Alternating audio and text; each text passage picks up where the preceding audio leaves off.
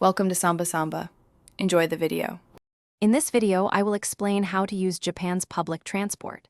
We will cover the main types of transport, introduce you to the incredibly convenient IC cards, and highlight key etiquette to ensure your travels are smooth and respectful.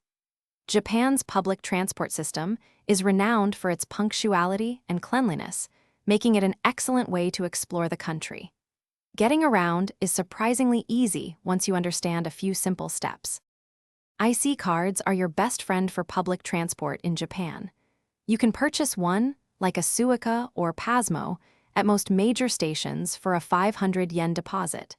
Simply load it with funds at a ticket machine, then tap it on the reader when you enter and exit the gates. This saves you the hassle of buying individual tickets for each trip, making your journeys much more efficient and stress-free. Navigating Japan's extensive public transport system is straightforward with the right tools.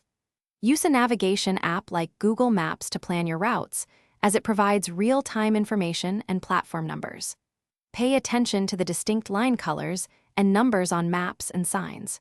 Remember that express trains make fewer stops than local ones, so choose wisely based on your destination.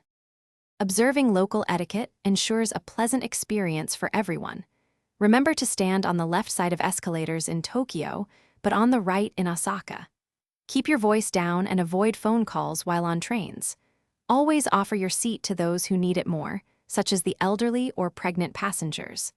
By following these simple guidelines, you will travel respectfully and enjoy your journey. Thanks for watching. Consider subscribing if we helped you.